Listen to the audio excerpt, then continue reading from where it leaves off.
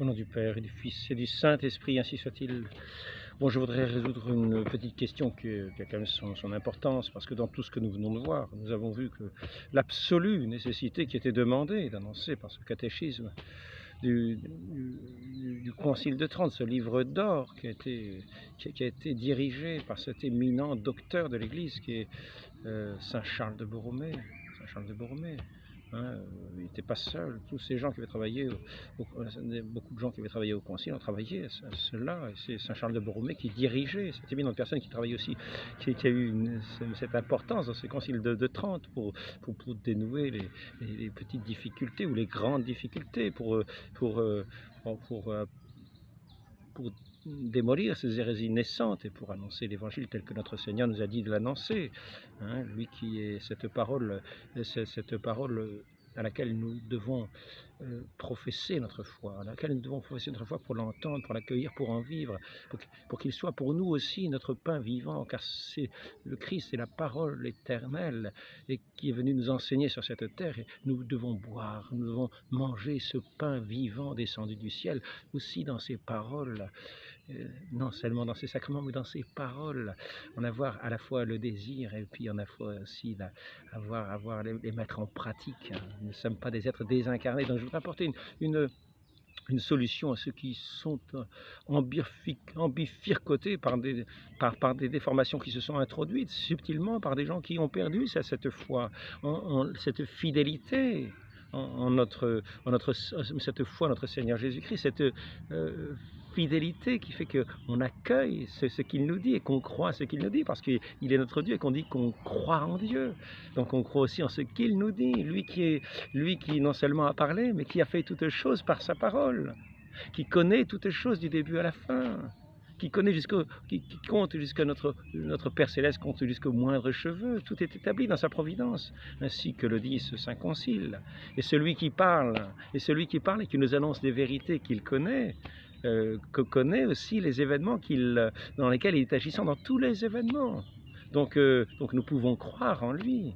Il sait ce qu'il dit, il est la sagesse même, et nous devons l'écouter. Et si nous ne l'écoutons pas, nous tombons dans ces ténèbres de l'infidélité dont il est question dans ce catéchisme qui est une infection, un poison qui a été condamné par le syllabus, hein, auparavant, avant même qu'il soit écrit, ce syllabus des erreurs. Hein.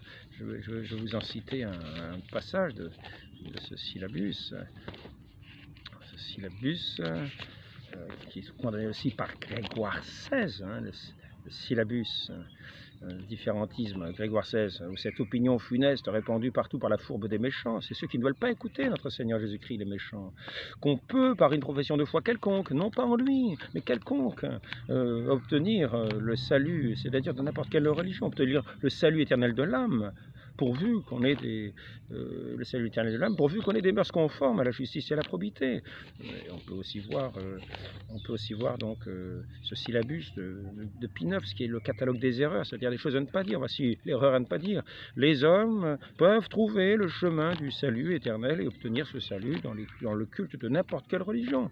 Et c'est ce que nous avons vu, qui a eu malheureusement ce sceau de Léon XIII, et qu'on m'a servi, et qui fait que finalement des documents officiels peuvent dire aujourd'hui le contraire, parce que les loups se sont introduits dans la bergerie, comme nous le savons. Mais depuis quand? Cela fait longtemps, parce que Léon XIII a imposé ce sceau sur ce document, qui est un poison, qui est la destruction même de la foi, et qui va tout à fait contre ce que nous venons de lire. Vous allez voir, et se dénonce lui-même. Ou bien des adultes encore dans les ténèbres, de l'infidélité, du paganisme, sans connaître la loi évangélique. Dans ce cas, ils seront jugés d'après leurs œuvres. Dieu ne saurait leur faire une nécessité du baptême qu'ils ne connaissent pas.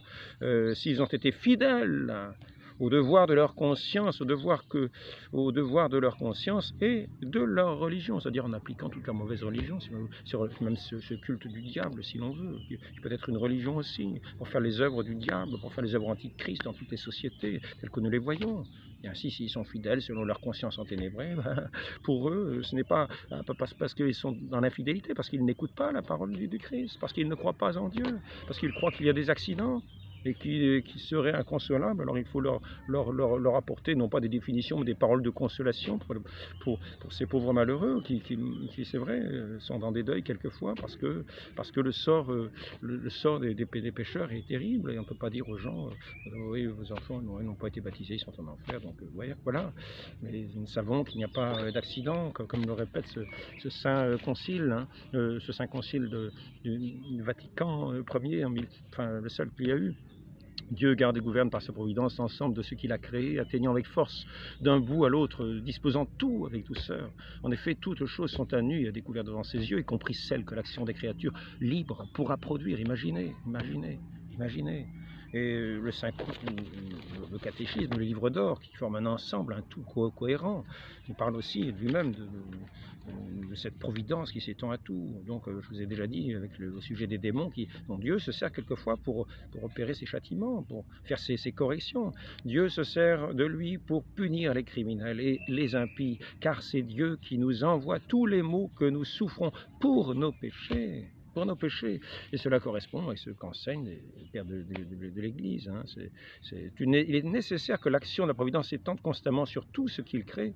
Comment quelque chose pourrait-il subsister si vous ne vouliez pas? S'il y avait quelque accident, hein, voilà, il communique le mouvement et l'action à tout ce qui se meut, à tout ce qui agit, de telle sorte qu'il prévient. La suite, je ne sais pas où c'est passé. Voilà. Donc maintenant, je voudrais, pour résoudre cette question, nous avons vu dans quoi nous tombions, dans les ténèbres de l'infidélité. Et puis, parce que nous ne croyons pas en la providence de Dieu, et nous ne croyons donc plus en sa parole. Nous croyons qu'il y a des accidents, et si nous croyons qu'il y a des accidents, il faut trouver des consolations de gens qui sont établis faiblement dans la foi, et qui donc ne croient plus en sa parole, et qui ne sont plus capables d'interpréter les canons de l'Église. Donc je vais vous interpréter les canons de l'Église, qui semblent être une grande difficulté, et que le catéchisme de Trente interprète lui-même. Le livre d'or qui est l'explication de ces canons, hein, par saint Charles de Borromée. C'est simple. Donc nous allons avoir, je vais vous citer deux canons en particulier qui font des difficultés. On me dit que j'étais un falsificateur parce que je ne sais pas quoi. Moi, quand on regarde avec l'œil de notre Seigneur Jésus-Christ, on regarde en écoutant ses paroles, avec la foi qu'il nous donne, non pas en rejetant sa parole et en disant « oui, nous parlons sans faire de falsification », parce que là on falsifie la parole de notre Seigneur. On dit qu'il dit des choses et qu'il ne faut pas les croire. On dit qu'il n'est pas tout puissant et qu'il y a des accidents. S'il y avait des accidents, c'est pour ceux qui n'ont pas une foi faiblement établie. Alors à ce moment-là, on leur donne une consolation, non pas une définition. Parce que les définitions, elles ne sont pas de ce genre. Il n'y a pas de définition qui dit qu'il y a des accidents. Dieu est maître de toutes choses. Donc c'est une consolation, ce n'est pas une définition, les accidents. Donc maintenant, pour en revenir à ces canons, je vais le dire. Je commencerai par ce canon,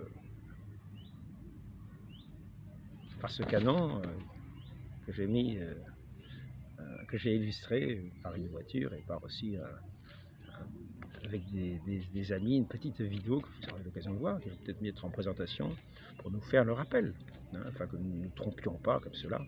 Le transfert S6, session 6, canon 4. Le transfert de l'état de pécheur du premier Adam à l'état de grâce par le deuxième Adam, notre Seigneur Jésus-Christ, après la promulgation de l'Évangile, c'est-à-dire après sa résurrection, quand il envoie les apôtres prêcher par toute la terre, ce transfert ne peut se faire sans le bain de la régénération. Alors, sans le bain de la régénération, prenons le catéchisme. Le transfert ne peut se faire sans le bain de la régénération. Voici ce qu'il est dit. Donc, au sujet des adultes, il est dit que tant qu'ils n'ont pas reçu le sacrement, voici ce qui se passe. Enfin, ils renonceraient également aux avantages immenses que ce premier sacrement, celui du baptême, renferme. C'est qu'en effet, l'eau salutaire du baptême, donc on dit bien qu'en ne se faisant pas baptiser, en n'étant pas baptisé, parce que souvent on retarde le baptême par prudence, parce qu'il faut aussi que les gens sachent en quoi ils croient. Il ne faut pas trop le retarder, parce que plus on le retarde, plus on se prive des grâces de ce sacrement, qui sans ce sacrement ne sont pas données. Donc écoutez bien, sans le désir du bain, c'est pas ça, sans le bain de la régénération, donc le sacrement, c'est-à-dire l'eau, que notre Seigneur nous dit qu'il est nécessaire d'avoir pour entrer dans le royaume des cieux. Nul ne peut entrer dans le royaume des cieux s'il ne renaît de l'eau. C'est ce qu'il dit. Donc voilà, c'est une nécessité. Et là, nous voyons la nécessité illustrée par cette phrase. En renonçant, il renoncerait également aux avantages immenses que ce premier sacrement renferme. Et nous allons voir, que non seulement il renoncerait à l'usage des autres sacrements, parce qu'il est la porte, d'une certaine manière, plus ils viendront tard au baptême, plus longtemps et aussi ils demeureront privés de l'usage et de la grâce des autres sacrements, ça tout le monde peut le comprendre, qui sont en quelque sorte l'âme de l'Église. C'est les sacrements, l'âme de l'Église. Ce ne sont pas ceux qui sont en dehors des sacrements.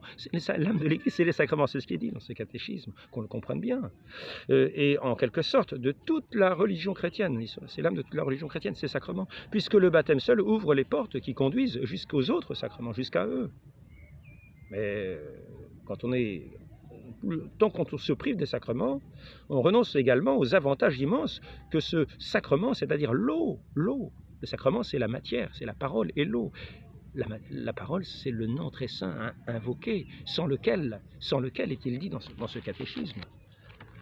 J'espère que je vais le trouver là. Peut-être le retrouver en vitesse. Demandons la grâce. Hein? Ici, l'Église a été purifiée par l'eau dans la parole de vie. Or, la parole de vie, c'est le nom du Père, du Fils et du Saint-Esprit, dans lequel nous sommes baptisés et sanctifiés. Ainsi, puisqu'il n'y a ni expiation, ni pureté, ni sainteté, en celui sur qui le nom adorable de Dieu n'a pas été invoqué, voyez, il faut invoquer. Au moment du baptême, donc il y a cette invocation, il y a aussi la matière, l'eau. Nous souhaitons et nous demandons que le genre humain tout entier abandonne les ténèbres impures de l'infidélité que nous avons vues tout à l'heure, avec le sceau de Léon XIII, qui a introduit les loups vraiment dans la bergerie, avec l'officialité pour prononcer cette infidélité annoncée. Alors, ainsi, puisqu'il n'y a ni expiation, etc., voilà, donc il faut cela. Nous demandons que l'humanité abandonne les ténèbres impures de l'infidélité, qu'il soit éclairé des splendeurs de la lumière divine, qu'il reconnaisse si bien la vertu de ce nom qu'il cherche en lui la véritable sainteté, qu'après avoir reçu le baptême au nom de la sainte et indivisible Trinité, il parvienne, avec l'aide de Dieu, à la plénitude de cette sainteté qui doit être l'objet de tous ses vœux. À la fin encore, il est dit ça aussi. Seule, enfin, avec les enfants qu'elle tient sur ses bras et dans son sein, elle a le droit d'invoquer ce nom adorable. Adorable, l'Église donc. Alors, pour en revenir à ce que je disais, nous en sommes à ce canon, hein, sans le baptême, sans le bain de la régénération, donc c'est ce que nous voyons, sans l'eau que notre Seigneur dit nécessaire pour entrer dans ce royaume des cieux, hein, qui est ce royaume spirituel. Sans l'eau, il renoncerait également aux avantages immenses que ce premier sacrement renferme. C'est qu'en effet, l'eau salutaire du baptême efface et détruit les taches des souillures de tous les péchés commis auparavant, en même temps qu'elle orne notre grâce de cette grâce divine. Donc quand on est privé de cette eau, on est privé de cette grâce divine. C'est dit dans ce catéchisme. Donc c'est pour ça qu'il est marqué sans... on ne fasse pas dire n'importe quoi au dogme. Là, c'est expliqué clairement. Sans le bain de la régénération, eh bien, on est privé on est privé de cette grâce divine, dont le secours et la force nous font désormais éviter le mal et conserver la justice. Dont le secours et la force nous font éviter le mal, conserver la justice dans laquelle nous avons été établis en étant revêtus de cette grâce. Justice et l'innocence. C'est deux choses dans lesquelles se résume toute la vie chrétienne. Donc nous y voilà. Et maintenant, au sujet du désir, il est aussi nécessaire le désir. Et c'est dit aussi dans ce catéchisme, les dispositions de ceux qui reçoivent le sacrement. Donc sans l'eau, nous venons de le voir, c'est une nécessité parce que la grâce n'est pas conférée. Et maintenant, sans le désir, c'est sans l'eau ou sans le désir. C'est pas et maintenant, c'est sans le désir. Sans le sacrement, nous venons de voir, sans le sacrement, il n'y a rien, comme le Seigneur le dit, c'est même dit, selon qu'il est écrit, nul ne peut entrer dans le royaume des cieux, voilà, s'il ne renaît de l'eau, comme nous venons de le voir, et comme le disent d'ailleurs ces canons qui disent, le sacrement opère ex opere operato, et nous allons voir ce que ça veut dire, je le répète une nouvelle fois, pour ceux qui ont du mal à entendre. Ex opere operato, si quelqu'un dit que la grâce n'est pas conférée ex opere operato par les sacrements, nous venons de voir que c'est expliqué dans ce catéchisme, que c'est par les sacrements de la loi nouvelle, mais que la foi seule ou la promesse divine suffit pour obtenir la grâce, qu'il soit anathème, s'ils pensent que la foi accompagnée du désir, parce que quand on a la foi de ces choses si merveilleuses, accompagnée du désir qu'on a toujours, si on voit des choses si merveilleuses, s'il n'y a que ça, non, voilà, qu'il soit anathème. Si quelqu'un dit que la grâce n'est pas conférée ex opere operato, nous devons voir qu'elle était opérée ex opere operato. Et quand plus on retarde, tant qu'on retarde, eh bien on n'a pas cette grâce. Et donc on n'évite pas de tomber dans les mots, on n'a pas cette innocence, on n'a pas etc. Nous en voyons les effets. Maintenant, à la disposition, nous allons voir aussi que ou sans le désir de ce bain. Sans le désir de ce bain. Maintenant, nous voyons comment le catéchisme interprète. Sans le désir de ce bain.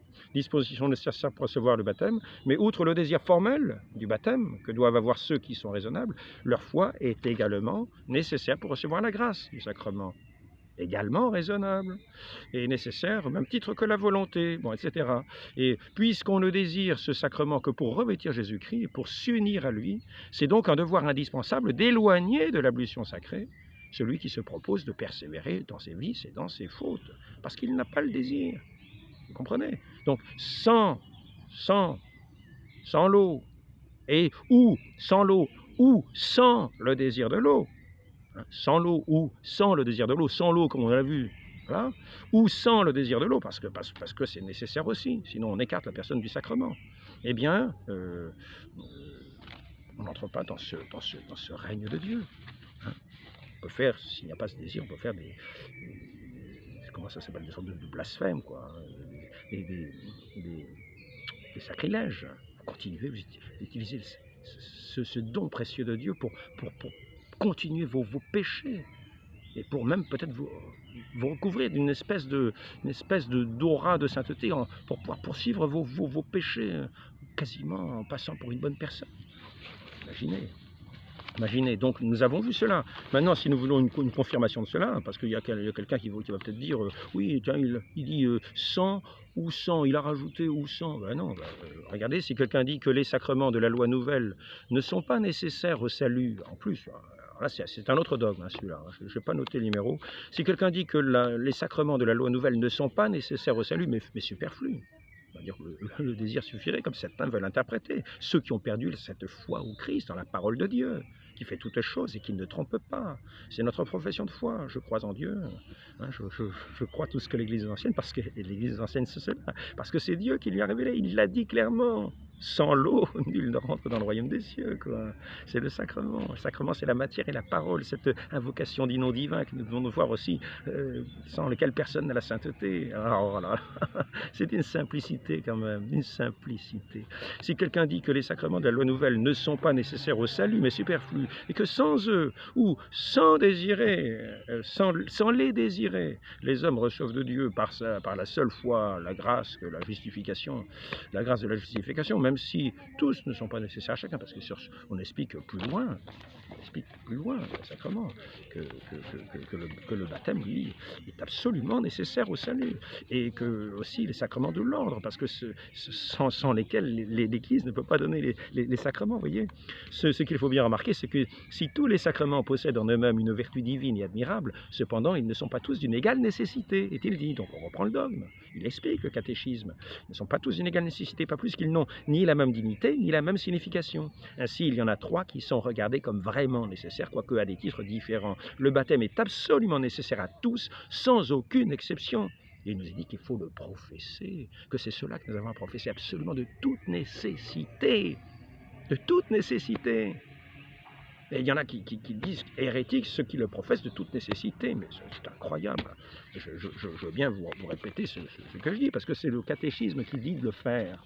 C'est ce catéchisme du Concile de Trente qui explique ce que c'est que le Concile de Trente. Saint Charles Borromée, une grande éminence, un grand dogme. Mais c'est pas parce que c'est Saint Charles de Borromée, c'est parce que c'est notre Seigneur Jésus-Christ qui le dit. C'est pour ça qu'ils sont tous à sa suite. Tous les chrétiens sont à la suite de notre Seigneur Jésus-Christ, ils ne sont pas contre. Ceux qui sont contre, c'est la contre-église, les infidèles, ceux qui sont dans les ténèbres de l'infidélité, du paganisme, qui font les œuvres du paganisme et de l'infidélité. Satan, imaginez, c'est le maître de l'infidélité. Alors, donc... je ne me souviens plus ce que je voulais voir déjà. Sur la nécessité. Donc la nécessité, c'est le papier qui dépasse. Voilà. Et les pasteurs, non ici, mais ce qu'il est absolument nécessaire, voilà ce qu'on nous demande de professer, pas le contraire, parce que nous venons de voir, hein. Mais ce qu'il est absolument nécessaire de ne pas leur laisser ignorer, c'est que notre Seigneur Jésus-Christ a fait à tous les hommes une loi de se faire baptiser, loi si rigoureuse que ceux qui ne seraient pas régénérés par ce sacrement ne viendraient au monde que pour leur malheur et leur perte éternelle. C'est pourquoi les pasteurs, alors nous venons de voir, les grâces de ce sacrement. Il y en a qui pourraient se dire, oui, la grâce est suffisante, etc. Mais nous venons de voir que c'était opéra, les sacrements, nous venons de voir. Hein. C'est quand même une définition que je viens de vous dire. Je la répète pour ceux qui ont oublié. Si quelqu'un dit que la grâce n'est pas conférée ex opere operato par les sacrements, alors ex opere operato, c'est pas l'action opérée au moment du sacrement. La grâce est donnée au moment opéré, comme nous l'avons vu dans ce catéchisme. Et voilà. Si quelqu'un dit que la grâce n'est pas conférée ex opere operato par les sacrements, que le désir, que la foi est suffisante, qu'il soit anathème. Voilà. Le baptême, et ça c'est dans le catéchisme qu'on trouve encore ça, le baptême n'existe que lorsqu'on verse l'eau sur quelqu'un en prononçant en même temps les paroles instituées par notre Seigneur. Au nom du Père, du Fils et du Saint-Esprit, mais ces paroles, mais tout cela n'est basé que sur les paroles de notre Seigneur, qui a dit aussi, nul ne peut entrer dans le royaume des cieux. C'est cela qu'on appelle le sacrement du baptême, la matière, l'eau et les paroles de notre Seigneur, au nom du Père, et du Fils et du Saint-Esprit, sans l'invocation duquel il n'y a pas de sainteté, ni de... Nous l'avons vu. J'espère que la chose est claire, N'entrons pas dans des jeux de mots et des discussions comme cela. L'Église le professe absolument. Ce qui est absolument nécessaire de ne pas laisser ignorer, c'est que notre Seigneur a fait à tous les hommes une loi de se faire baptiser, loi si rigoureuse que ceux qui ne seraient pas régénérés par ce sacrement ne viendraient au monde que pour leur malheur et leur perte éternelle. C'est pourquoi les pasteurs ne sauraient trop expliquer les paroles de l'Évangile si quelqu'un n'est pas régénéré par l'eau, etc. Et nous voyons maintenant que ce n'est pas simplement... Saint Charles de Borromée, que ce n'est pas simplement le catéchisme qui dit cela, que c'est toute l'Église qui l'enseigne. Le catéchisme enseigne que c'est toute l'Église qui l'enseigne. L'Église nous enseigne que c'est toute l'Église qui l'enseigne. L'Église du Concile de Trente nous enseigne que c'est toute l'Église qui l'enseigne. Alors ce sont peut-être des menteurs, parce que moi, nous ne croyons plus du tout en l'Église, nous ne croyons plus du tout à la parole de notre Seigneur. Préférons plutôt croire ceux qui contredisent notre Seigneur en disant non, le désir est suffisant. Hein, on peut se passer de la parole de notre Seigneur qui dit l'eau est nécessaire. Donc on se passe de la parole parce qu'on n'y croit pas, on ne croit pas qu'il est tout-puissant pour agir. On nie ce dogme de l'Église que Dieu est tout-puissant pour agir dans toute sa création, et c'est là qu'on se reçoit les châtiments. Là, on va se recevoir les châtiments parce qu'on ne croit pas en lui, parce qu'on est infidèle. Et je vais vous dire le châtiment de l'infidélité. Je vous le répète. Hein. Donc on revient à la providence. Au sujet des démons, dont parlait déjà saint François, Dieu se sert de lui, du démon, pour punir les criminels et les impies, c'est-à-dire ceux qui ne croient pas en lui, qui sont impies, qui rejettent sa parole. Car c'est Dieu qui nous envoie tous ces maux, et que nous souffrons pour nos péchés. Voilà. Donc attendez-vous, vous qui ne voulez pas recevoir dans la fidélité la parole du Christ. Donc ce n'est pas que ce catéchisme qui professe la nécessité absolue, sous peine d'un malheur éternel pour ceux qui ne sont pas régénérés par ces sacrements, ex opere operato, hein, sinon vous êtes anathème, eh bien cette loi qui est si rigoureuse, dit-il au début du paragraphe, ne regarde pas seulement les adultes, c'est les adultes. Hein, c'est une loi pour les adultes. Mais l'autorité témoigne, et les pères établissent, elle atteint même les petits-enfants, et que l'Église l'a reçue de la tradition apostolique. Donc c'est l'autorité et les témoignages des pères, et la tradition apostolique, et surtout notre Seigneur Jésus-Christ, qui connaît toutes choses, qui dirige tout dans sa providence, et qui connaît toutes choses, et qui donc peut dire nul ne peut entrer dans le royaume, nul ne peut entrer dans le royaume des cieux s'il ne renaît de l'eau. Voilà, et c'est tout. C'est pas mystérieux, et ce n'est pas un trompeur, comme certains pourraient le dire, ceux qui sont infidèles. Ce n'est pas un trompeur. On tombe dans l'infidélité, c'est là qu'on arrive dans ces ténèbres. Qui ont reçu ce coup apostolique et ce sceau apostolique, hein, les adultes encore dans les ténèbres de l'infidélité, du paganisme, sans connaître la loi évangélique. Dans ce cas, ils seront jugés d'après leurs œuvres. Tout le monde est jugé d'après les œuvres, nous le savons, c'est l'Évangile qui le dit. Tout le monde, mais ça ne veut pas dire ceux qui sont baptisés, ceux qui ne sont pas baptisés, ils n'entrent pas dans le royaume des cieux, ça c'est sûr.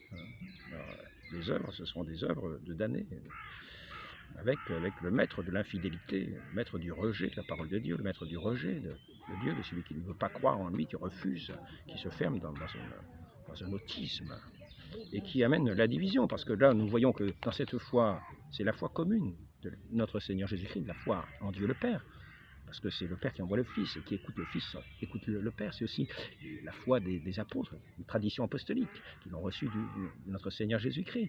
C'est la foi de toute l'Église, c'est la foi des pères, c'est la foi des autorités, des vraies autorités qui professent la parole de Dieu, pas de ceux qui la rejettent, et qui interprètent tout pour faire perdre la foi, petit à petit, pour insinuer le doute chez les gens, pour insinuer que Dieu ne sait pas mener sa providence, que Dieu n'est pas tout-puissant, que Dieu nous trompe aussi, et voilà.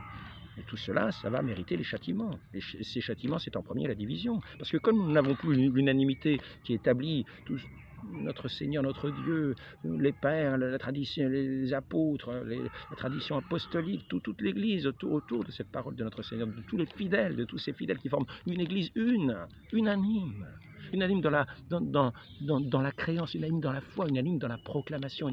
Il est nécessaire que l'action de la providence s'étende. C'est pas ça. Donc ici, mais les pasteurs traitant le même sujet, enseigneront avant tout aux fidèles l'unanimité de ce qu'il faut enseigner. Ne disons pas le contraire. Et voilà l'enseignement qu'il faut absolument communiquer aux fidèles. C'est que le sacrement du baptême est absolument nécessaire au salut, ainsi que l'entendait l'ensemble des auteurs ecclésiastiques par toute l'Église, unanimité. Qui veut dire le contraire, qui veut dire que le contraire est hérétique, ces éléments, ils sont rejetés eux-mêmes. Et ceux qui professent ce qu'on a vu, qui est tamponné par le bref de Léon XIII, attention aux documents récents.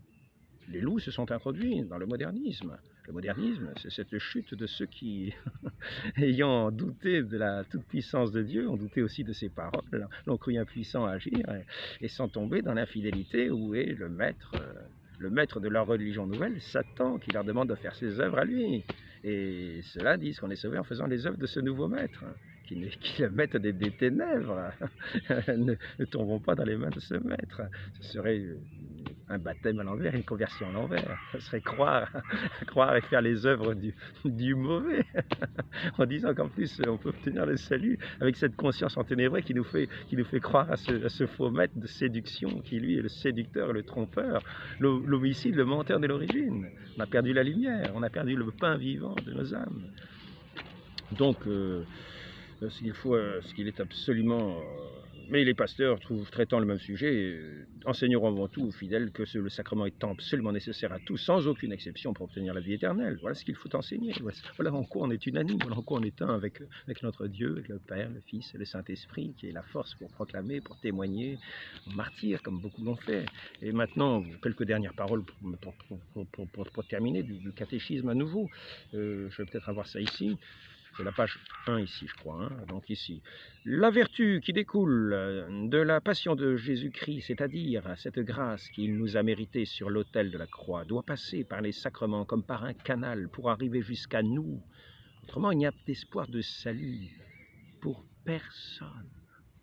Pour personne.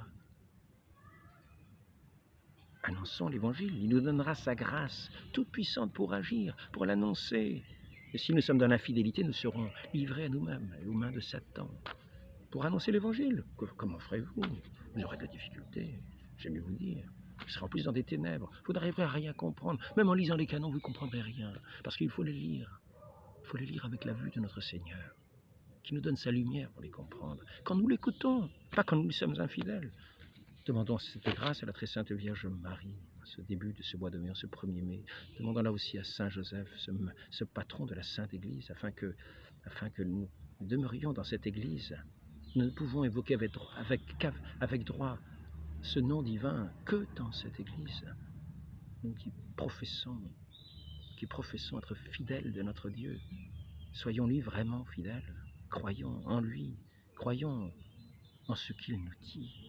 Vierge Marie, accordez-nous cette grâce pour que nous soyons tous unanimes dans cette même foi, à recevoir cette même foi et à la proclamer unanimement, sans tomber dans les hérésies, les pièges de Satan. Ainsi soit-il. Au nom du Père et du Fils et du Saint-Esprit, ainsi soit-il.